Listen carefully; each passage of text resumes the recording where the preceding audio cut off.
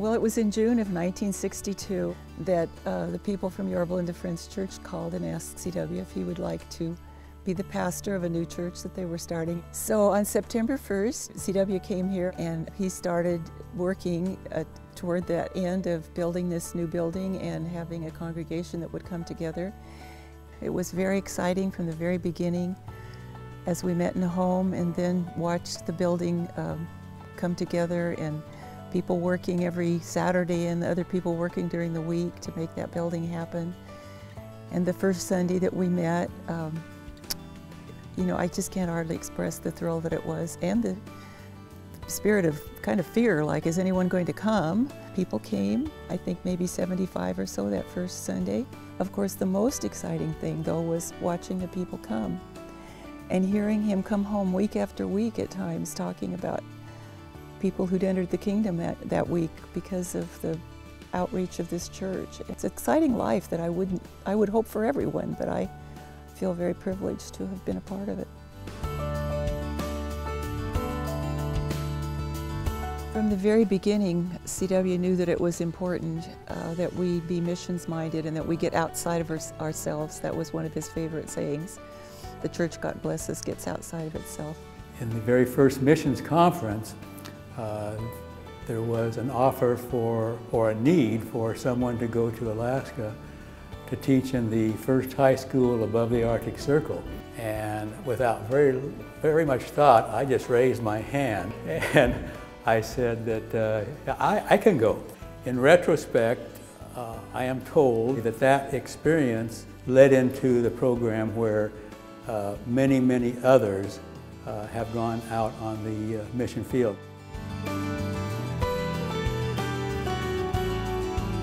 In the late 60s or early 70s, C.W. Perry, our founding pastor, had a vision of a new sanctuary. This is the expanded one. And in those days, there was a gully that ran right through where the parking lot is now. And one day in his office, which was that way, he had the building committee there, and he opened up his curtain and looked out and said, "See that gully out there? I can foresee a day when we have a new sanctuary and a new parking lot." And somebody on the building committee said to me, "I never saw that the same way again." We all caught the vision.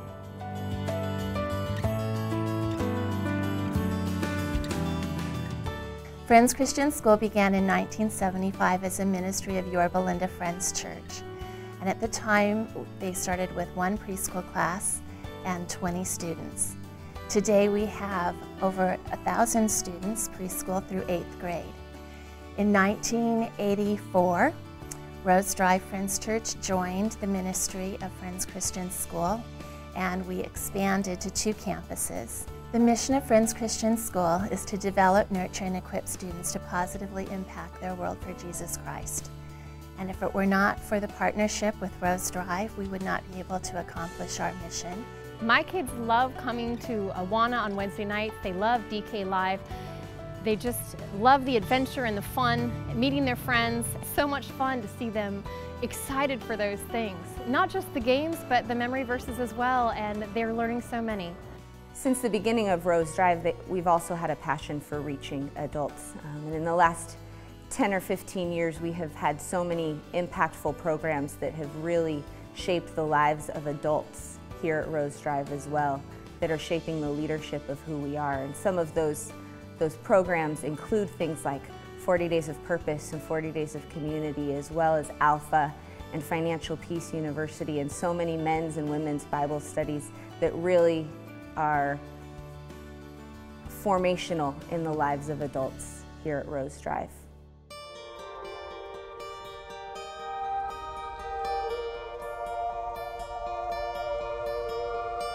In the late 70s, CW and a number of the leaders in the church had a vision of building a gym that might be helpful in reaching men and their families, especially for Christ. And that vision got realized in 1979. And there are lots of stories over the years of men who arrived because they were invited to play basketball or play softball or some other athletic event like that and just decided to stay.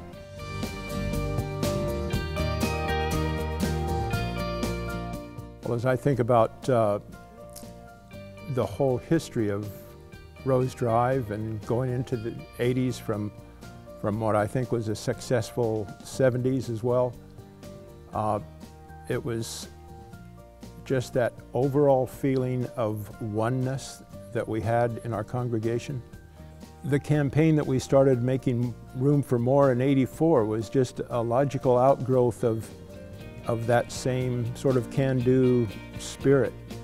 And it was just an exciting time for all of us. Looking back on our music history, the neat thing about it was that it involved so many people. It wasn't just the choir, it wasn't just the orchestra that grew, but it was all the volunteers, I mean literally hundreds, that would make costumes and sets and all of the support that it took to put on a production. It just involved the whole church family. And that's one of the things that just made it such a blessing. In regards to our Christmas Eve services, it was just a wonderful experience. And it was a time when so many of us participated. It was that time of year when you just felt like giving. It had been a habit of CW's for many years to play basketball every Wednesday morning with some of the men in the church, including his sons-in-law and his son. And on that Wednesday morning that he was playing and he didn't come home, and I got the call that he'd fallen and was probably gone. It was devastating to me as a person, but it was also a difficult time for our church. And I felt like Jim and Janine stepped in at the right time and did a tremendous job of taking over those first few years after CW was gone. The outpouring of love that came in those days and weeks and months following was just rather remarkable and amazing. How people showed their love and support for what CW had done for their lives.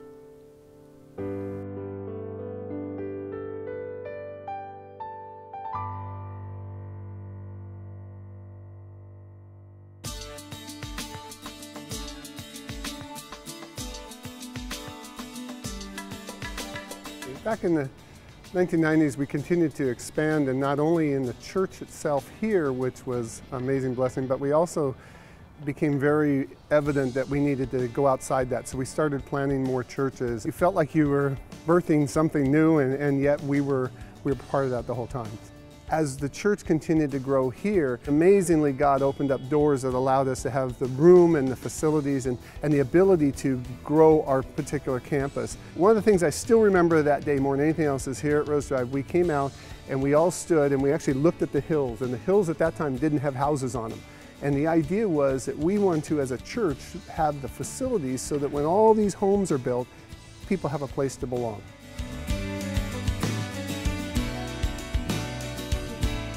The Building Bridges campaign started in 2007 and was really made up of a couple main focuses. One was the church plant, Puente de Gracia, and the other was the actual bridge that we built in Nepal. For me personally, I was able to go on one of those bridges trips and to the actual dedication of the site. And it was just an opportunity to see the impact that a group of people can have in one area of the world on folks in eternity in another.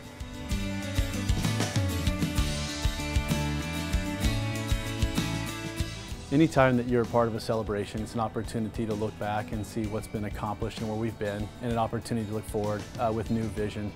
And we appreciate all of the staff that have come and led us to this point. So grateful for the leadership of Jim LaShawna and their faithful service here. And with Dave Ash joining our staff and taking us into the next 50 years, we couldn't be more excited about what the Lord is going to do here at Rose Drive. What a thrilling time it was to hear Dave Ash tell us how all in he and his family are coming to serve us here. And little did he know, just moments before, the congregation really demonstrated how all in we are in a great sense of consensus in calling Dave. for God to pull together a diverse body of believers like that in the way that He did was nothing short of remarkable.